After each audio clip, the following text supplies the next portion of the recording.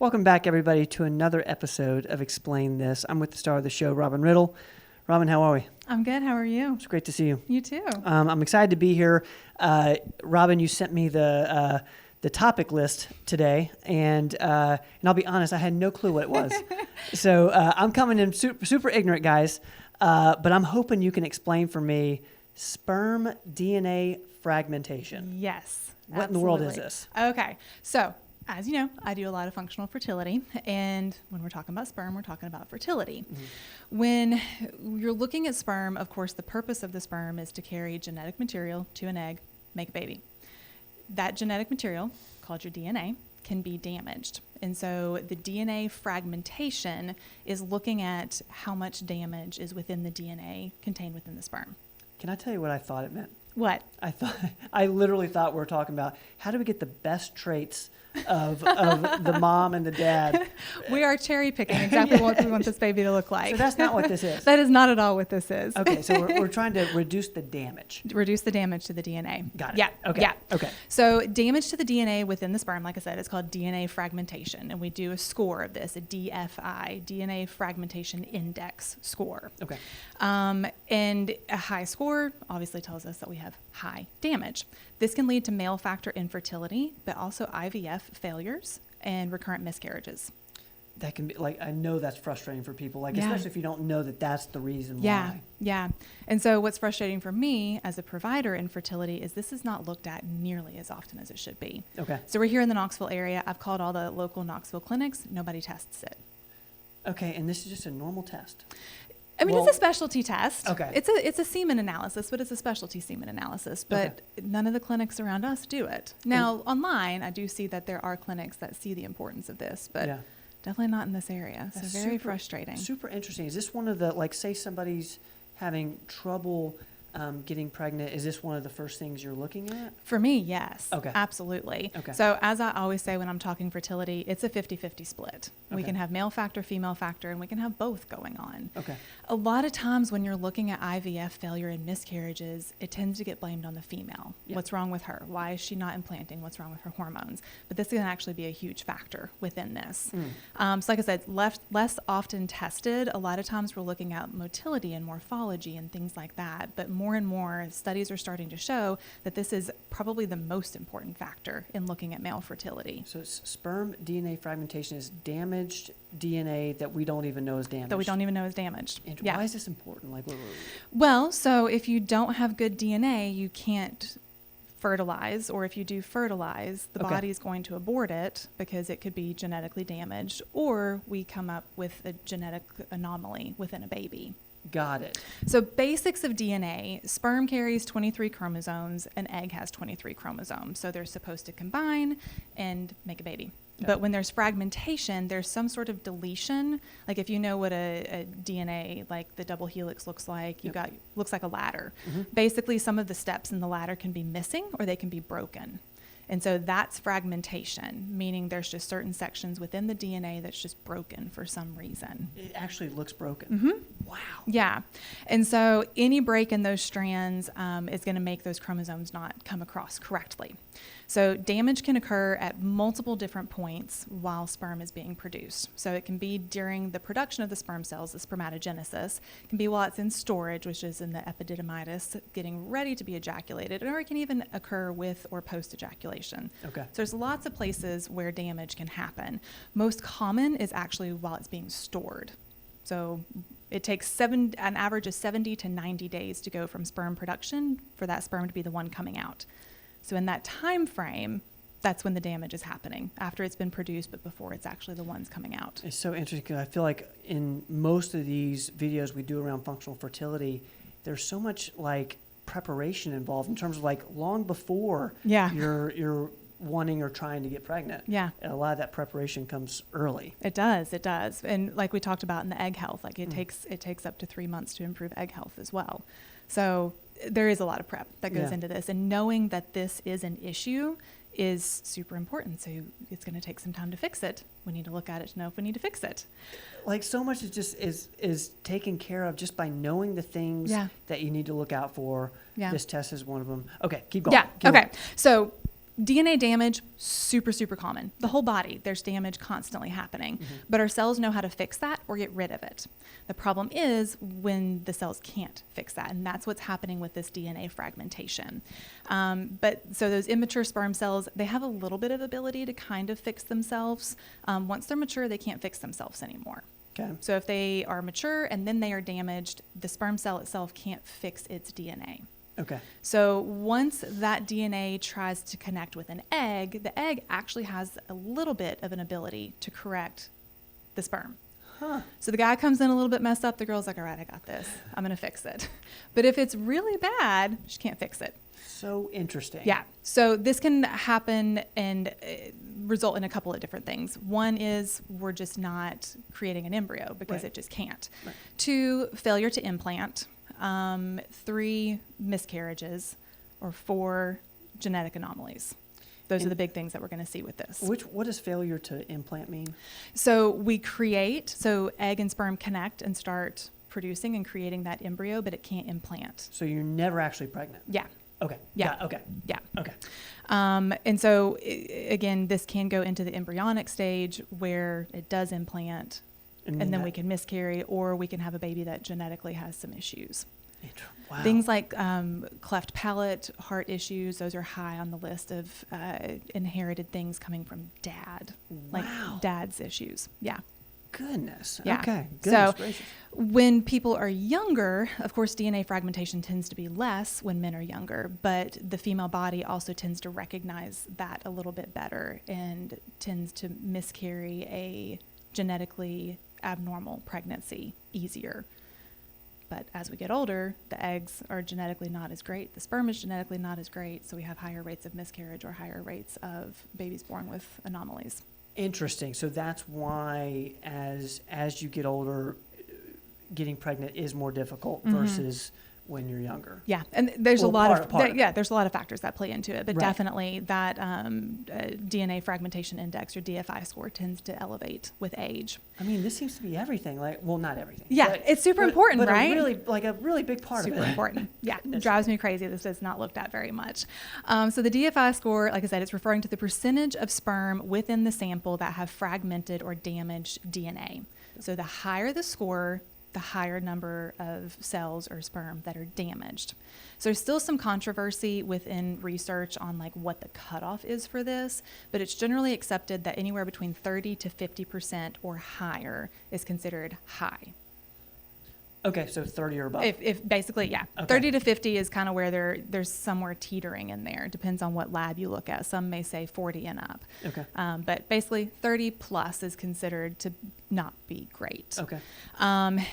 Even in men who have a score of like 15 to 30% on this, if they have other sperm issues like slower motility, their morphology is off, they're still at high risk for some male factor infertility. Okay. Okay. Mm-hmm.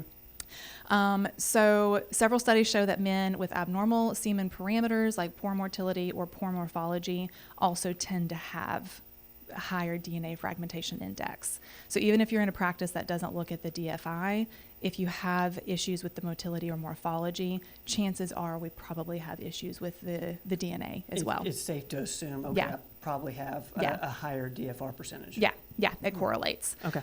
Still great to have it tested, but it does tend to correlate to Okay. those.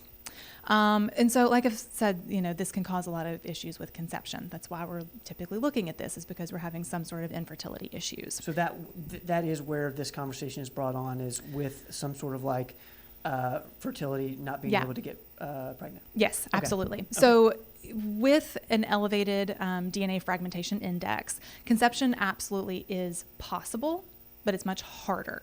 Studies show a longer time to conception, lower overall pregnancy rates, higher miscarriage rates, and this is even true with IVF treatments. Yeah. So one study of 360 couples that were undergoing IVF showed that couples who the male had a higher DFI score, they had lower fertilization rates. So basics of IVF, they pull eggs, they pull sperm, they put them together, they wait for them to fertilize. They had lower initial fertilization rates. And then the ones that did fertilize, they tended to have lower embryo quality. A lot of those embryos would stop growing after the first couple of splits.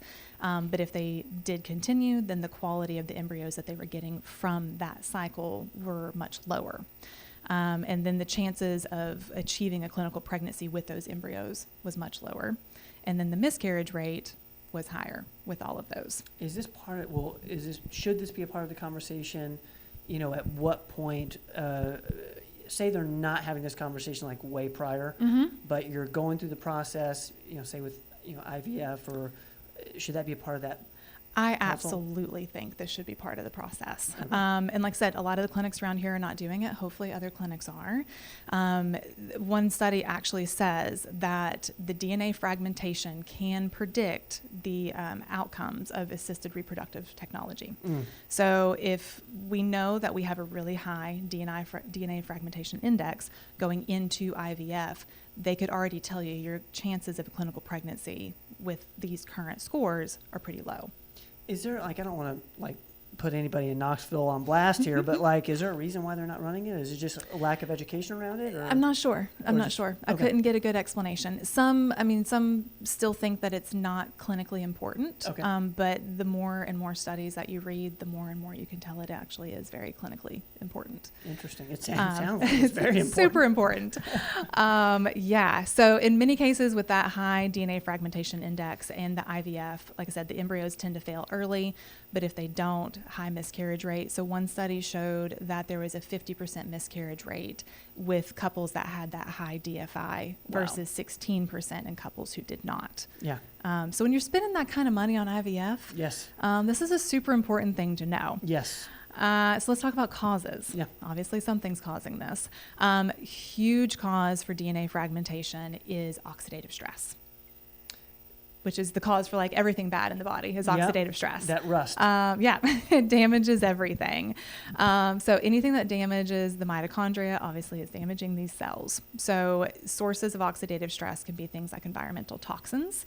So we're thinking environmental pollutants, like if you work in an area that you're breathing a lot of chemicals, plastics, parabens, phthalates, all the things that we always talk about with all of that. Unfiltered water, so toxins that you're getting that way. Any kind of toxins, radiation exposure, heavy metals, smoking obviously is terrible. Anybody who's trying to conceive, I always tell them we've got to stop smoking. That causes all kinds of crazy damage. Infections, and this is one that's not thought about as often, and alcohol consumption is really big. Interesting. All that can cause, can that cause oxidative stress or cause a high DFI index? Both. Okay. Both. So all those are reasons for oxidative stress. Oxidative stress is a reason for high DFI index. Got it. So it all correlates. Got it. Other risk factors, advanced paternal age. So the older that is, like late 40s and up, the DFI tends to increase pretty rapidly after that. Just due to age Mother in Nature. general. Yeah.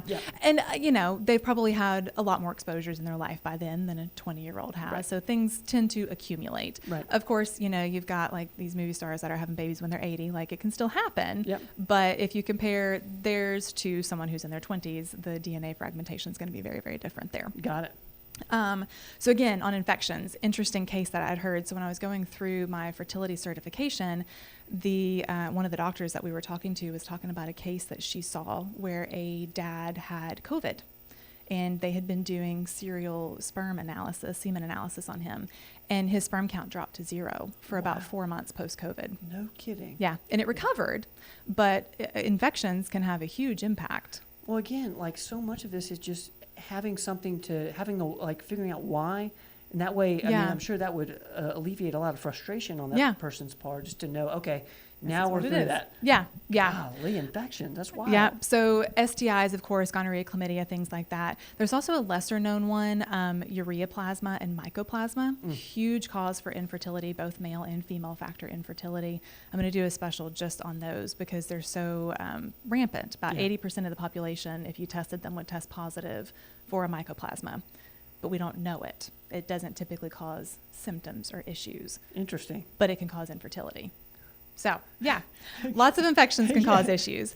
Varicocele, which is a malformation in that vein, can cause this. Highest risk population are going to be the people with the highest risk of exposure. So healthcare providers that are exposed to like radiation or chemicals often, military, super high on this. They've got a lot of lead exposure from ammunition. They are exposed to goodness knows what, right, as far as all the chemicals and everything that they are around. Right. So we see a lot with that. And then manufacturing and farming, we see a lot. Interesting. Yeah. Wow. Yeah. So what should we do? Like, how do we know? How do we know? How do we know? We get tested. So people that should be tested, like we were saying, basically for me, any fertility patients, if you've been struggling with infertility, this is something that should just be on the list of things to be tested. Okay. But especially anyone with just truly unexplained infertility. You've looked at everything else, can't figure out what in the world is going on. Like, it's just not adding up. Potentially even people looking to go through IUI, because if you have a high DNA fragmentation index, IUI is not really going to be a beneficial treatment for you. Again, that's like you're investing a lot of money into exactly, this stuff. Exactly. If there's like no shot, like, yeah, it's best to know. Yeah. So anyone with unexplained infertility, repeat miscarriages that are unexplained, failed IVF, low embryo qualities, or someone who's considering going through IVF, because again, this is something you'd want to know before you start investing the money into going through these cycles and then it possibly not working. Absolutely. Yeah. Any men over 40. Of course, anyone with a history of major illnesses, cancer is a huge one. If you've been through cancer treatment, it's going to cause a lot of issues with sperm. And then, again, people with high-risk jobs should be on the list. So as of right now, there's 2 tests that I know of. They're both performed at home and sent into a lab. One company is called Legacy, and the other is SCSA. Okay. Both of these can be bought online. The SCSA can be through a provider, like you can have a referral, or it can just be a self-refer on this. They're both around $500. Okay.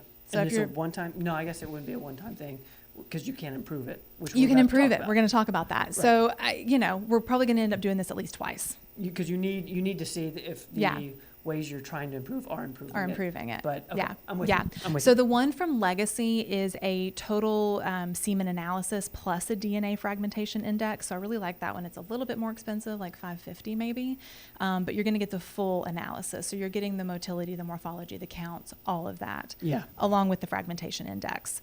Not that much more. I mean, most places, at least around here, it's $250 to $300 just to get an analysis done. So pay a little extra and get the DNA with it. It is, because it is it's a large investment. Is this something like trying to get pregnant, I'm just going to go ahead and bite the bullet now? Or do you think this is something you can maybe hold back on until you start to realize, okay, something's going on. We need to dot our I's and cross our T's. Yes. Okay. The second one. This would be more like 3 to 6 months in, nothing's happening. Got it. Let's start investigating. Got it. Or like we've gotten pregnant 3 times and we keep losing it really early, like 6-week, 8-week miscarriages. Okay. Of course, there's things with mom that we're looking at, but we've got to be looking at dad too. Yep. Those always get blamed on mom. Yep. Drives me crazy. Yep. So the SCSA test is just the DNA fragmentation index. So it doesn't get the rest of it. Both are really good tests. Yeah. So improvement. Improvement. How do we improve this? If we find out that this is terrible, it is not the end of the world. It does not mean that you will never be able to conceive a child. Lifestyle is number one thing. So like I said, smoking, got to stop smoking. Drinking alcohol, got to stop drinking alcohol. Avoiding toxin exposures as much as possible. This is not the time to be a house painter and be breathing in paint fumes every day. Not the best time to be renovating your home if you're trying to get pregnant. If you're working in a toxic environment, doing everything you can to limit the exposures as much as you can. I mean, I know like if somebody's a farmer, it's their job, they're going to be around this stuff, but wearing masks that help to filter it, things like that where we can lower that some. Okay. Detoxing the body as much as possible. So things to help with liver cleansing, I love like milk thistle and dandelion root, drinking tons of water. There's lots of different detoxes that we can do to try to help get things out of the body. Yeah. If there's any infections present, treating them. So that mycoplasma, ureaplasma, those can be tested for. So testing both mom and dad and treating for that and giving some time to recover from that. So I have a high DFI score. I, at that point, might want to test for mycoplasma. Mycoplasma, which for men is super easy. It's just a urine sample. Okay. Like I said, it is a sexually transmitted infection, but it doesn't typically cause any symptoms. Right. So a lot of people would never know that they have it, but a lot of people do have it. Okay. So something to look for, easy to treat. Yep. Exercise. If you're not exercising, gotta be. Yep. Being overweight, out of shape, it has a major impact on this. Diet, of course, standard American diet's terrible for everything. Everything health-wise affects that. So eating a high antioxidant diet, really lots of plant-based, lots of whole foods, organic as much as possible, all the things that we always talk about for fertility diet in general. Antioxidant support, so anything to help support the mitochondria. This is going to be things like vitamin C, vitamin E. Actually, there's been multiple studies that have shown that vitamin E is really great for helping with this. That's interesting. I never think about vitamin E. I know, right? Yeah. But it's a great Goodness. antioxidant. Okay. Zinc, CoQ10, NAC, glutathione, all these different types of antioxidants can be super beneficial. Would you recommend, say somebody's watching this and, really wants to dive in, taking all these, or? Pick a few. Okay. Pick a few. You can definitely overdo it on antioxidants, and we flip to the other side, and we can have too many of them. Okay. So 1 or 2, maybe 3 if we're doing different families. A lot of times I'll do like a vitamin C. There's a supplement that I like. Carlson's, I think is the name of it, but it's an A, C, E, S, and zinc. So it's vitamin A, vitamin C, vitamin E, selenium, and zinc all mixed together. Okay. So that's a great antioxidant support. That, some CoQ10 and some NAC would make huge differences. Okay. Weirdly enough, red light therapy. You know how much I love my red light therapy. Red light's great for everything. Red light therapy improves mitochondrial health. There are multiple studies that have shown that red light therapy can help to improve the semen parameters. Red light therapy is just Fixes amazing. everything. Goodness. Fixes everything. And then there are some studies that are actually talking about what they call the 1-day abstinence plan. When you have a higher DNA fragmentation, some of that damage may be happening, again, while the sperm is in holding. So if we shorten that holding time, we're shortening the time that it can be damaged. So if you're going in for like an IUI or an IVF, some clinics will actually have you produce a sample and then produce the sample again within a day. Some do a 3-hour time stretch between, so we're getting a fresh sample in 3 hours. Tends to have a lower DNA fragmentation. Or some will have 1 day of abstinence. Anybody who's gone through anything fertility knows they typically tell you like at least 3 days of abstinence for any of these treatments because they want you to kind of save things up. But when we're looking at things like this, having a shorter abstinence time frame is actually better. Right, because you're trying to get rid of the damaged, Exactly.